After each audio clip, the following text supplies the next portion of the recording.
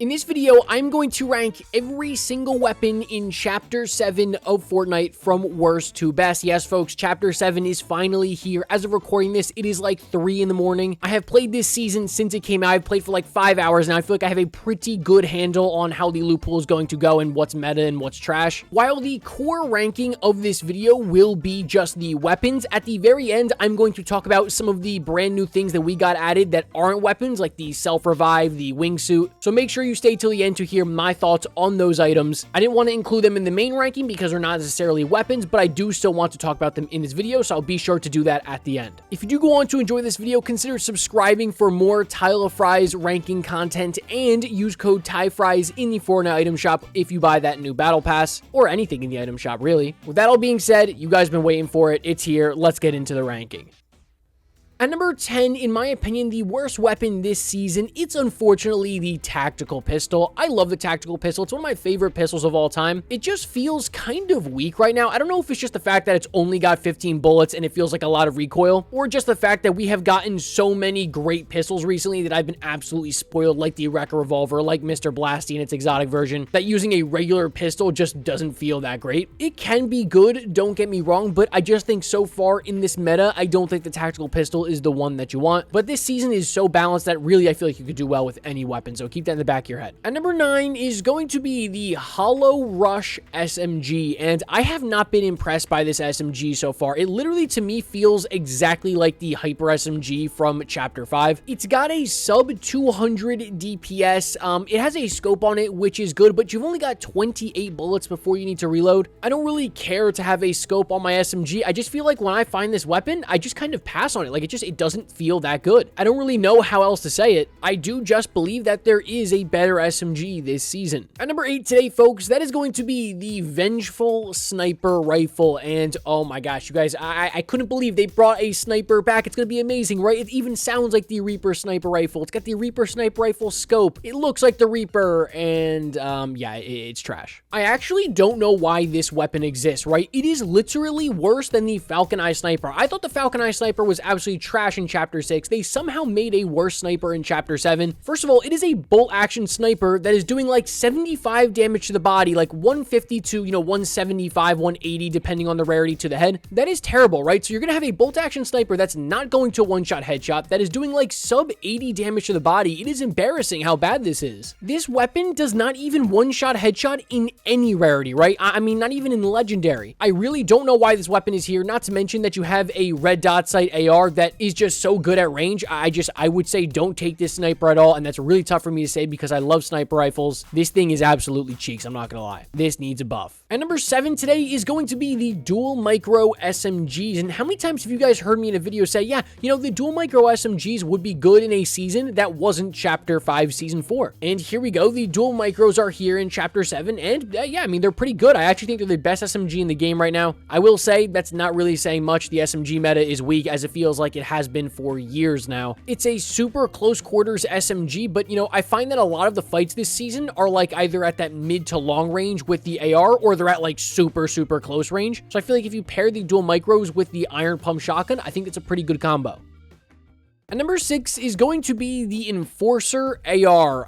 Yeah, so the Enforcer is a weird one. It was obviously in Chapter 5 as a projectile weapon. I did not like the Enforcer whatsoever. And now it is here in Chapter 7, and I actually don't think the Enforcer is that bad, right? It's got a very tight spread. It's a very accurate weapon. It's just, I don't understand why they do this, where they add a red dot sight AR, and then they also add a non-red dot sight AR. Nobody uses the non-red dot sight ARs when you have the red dot ones in the meta. It's just that simple. I think this proves moving forward that we either need to have a meta that's all scoped ARs or non-scoped ARs, like they did in Chapter 6 Season 3, where you were forced to use, the Spire or the Fury. Again, I don't necessarily even think the Enforcer is that bad. It's just the other AR this season is so much better. It is scoped. It just totally outclasses the Enforcer. I think you're just rarely going to see this thing unless people are carrying it in like the purple or legendary version, where it can hit for like 40 plus damage. It can hit real hard in those top rarities. At number 5 is going to be be the arc lightning weapon, and yeah, also its mythic version. Just gonna throw them in here together. This weapon is absolutely fascinating. I can truly say we've never had a weapon like this in Fortnite history. It shoots a giant beam of energy. It is a close range weapon. You cannot use that long range. And it shoots a bunch of electricity that actually chains between builds and actually between players. So if somebody is sitting in a bush, just shoot the bush and the electricity will keep bouncing along the sides of the bush and hit whoever's inside of it. If somebody is sitting in a car, just shoot the electricity. It doesn't disable cars, but it will melt the car's HP and damage the person inside of it. If somebody is sitting behind a wall, just shoot the floor next to them. The electricity will chain around all the walls and it will do damage to them. This weapon is a lot better than I thought it was, right? Like I thought it was just kind of going to be a gimmicky weapon, but I found it to be pretty good. Now, in terms of just like a straight up 1v1 gunfight against somebody, you're going to get out DPS, you're going to die, but if you use it correct, you use it to kind of force people to get out of cover, and then you shoot them with something like the Deadeye AR. That's a great combo. This is a really good utility weapon, and I think it's kind of underrated this season. I don't see that many people taking it. Again, as a pure damage weapon, it's not going to be what you want to take, but to force people out of cover, especially in zero build, this is a great item. At number 4 today, guys, I'm going to go with the Forsaken Vow Blade. This is the legendary blade that can be obtained by going through like the Kill Bill portals that spawn across the map. I don't even know what to call those. The melee attack is buns, right? Like, let's just get out of the way. They know they messed up with the Typhoon blade, so the next time they were going to add a blade, they couldn't make the melee as good as it was back then, and it's not. I would not use this thing for melee, but for mobility, I think it is very, very good. It functions like a kinetic blade, but quicker, right? You can dash almost instantly after you do the first dash, and each dash only uses 2% durability, right? So yeah, durability sucks, right? We all hate durability, but I mean, that's what, 50 dashes in a game? That is a lot. As a pure mobility item, I think it's pretty good. Everybody likes the kinetic blade, and to me, this thing feels better than the kinetic blade. Again, it's kind of rare. It's not like you can get it from a chest. You can only get it from those portals. But if you find this on the ground, I would say, yeah, probably take it as your mobility item.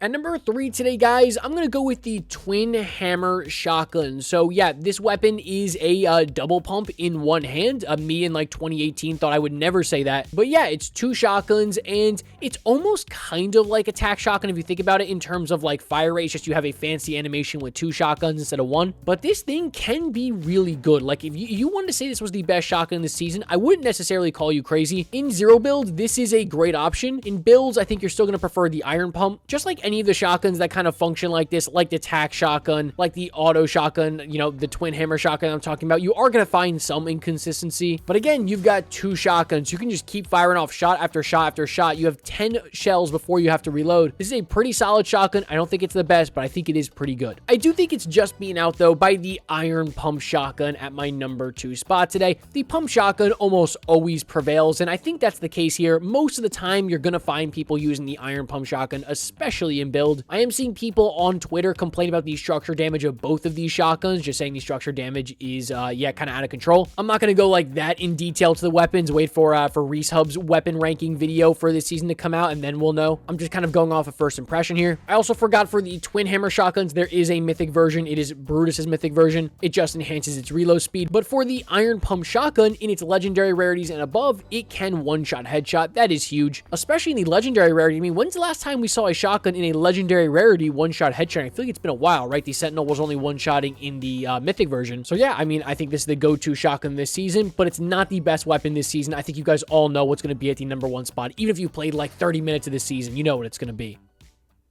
At number 1 today, guys, it's obviously the Deadeye Assault Rifle and its mythic version. This is the scoped red dot sight assault rifle, and yeah, it is by far the best weapon this season. Everybody has it. Who could have seen this one coming, right? They did the exact same thing in Chapter 6, Season 1. They added a scoped assault rifle, the Hollow Twister, and a non-scoped assault rifle, the Fury, and nobody touched the Fury, and everybody went for the Hollow. It's the exact same situation here. Everybody is all over the Deadeye, and nobody is on the Enforcer. And I will say, the Deadeye doesn't feel as strong as something like the Hollow Twister, but it has absolutely no recoil, that it is not hard to beam players whatsoever, and not to mention it is hit scan. I mean, this thing's everywhere, right? Like every single time I kill somebody, they have a Deadeye on their body, and 90% of the time that I have gotten killed in like the 5 hours that I've played, it has been by the Deadeye AR. I don't think anyone's really going to disagree with me. This thing is head and shoulders above the rest of the weapons this season, at least in terms of the ranged weapons, and it is deserving to be at the number 1 spot today, absolutely. It also feels so good to use with those great new hit marker sounds. cooldowns. But hold on, folks, that's not the end of the video. We have some other new items that I want to talk about. Firstly, let's talk about the wingsuit, okay? The wingsuit is kind of an interesting weapon. It reminds me a lot of the Iron Man flight kit from Chapter 5, Season 4. This is a great mobility item to get from point A to point B, but it's not the mobility item you want to use during a fight. For that case, you're going to want to use shockwave grenades, or you're going to want to use the new Forsaken Val Blade. That's because there's like a little bit of a delay from when you press the button to, you know, lift off, and then when you actually lift off, and that can get you killed. You have 10 uses, and there is a skill gap to using this item, right? Like, you have to kind of control the momentum, and you can go really, really far, especially on a smaller map like this. This item is pretty good. There is a 20-second cooldown between uses. Again, this is an item that I don't think you're going to want to use. I think it's one of those things you're going to want to use to rotate from point A to point B out of the map, or run from the storm or something like that. Next up, we've got the self-revive. Now, I'm going to make this quick because I've only played solos tonight, and the self-revive is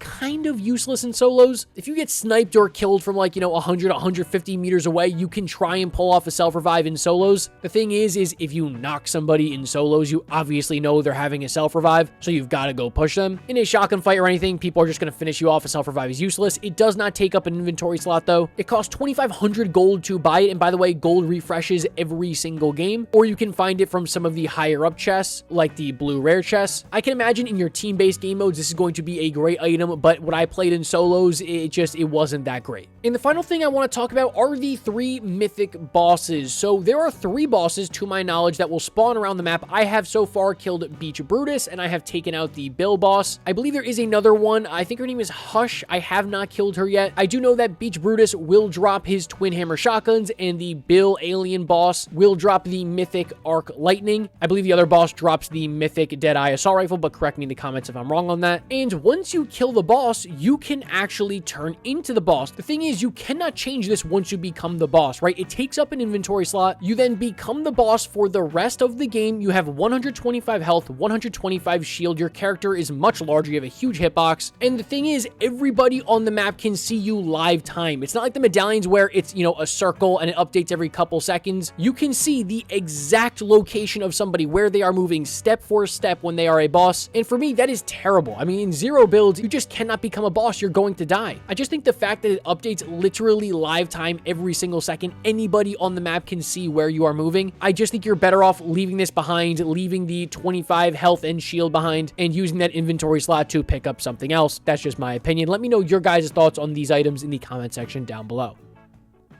Alrighty, folks, I hope you went on to enjoy that video. I'm going to wrap up this conclusion pretty quickly because, yeah, it is like 3:30 in the morning, and I've got this entire video to edit and get up to you guys in hopefully a couple hours, so you guys are watching this on Sunday. These are just my first thoughts and impressions on this loot pool so far. I think it's kind of meh. I think we could use some new, kind of more impactful items. I'm sure we're going to be seeing buffs, nerfs, everything, new items in the coming weeks, so take this list with a grain of salt, just my first impressions. Let me know how you guys are enjoying Chapter 7 in the comment section down below, and I'll catch you in the next one. As always, peace.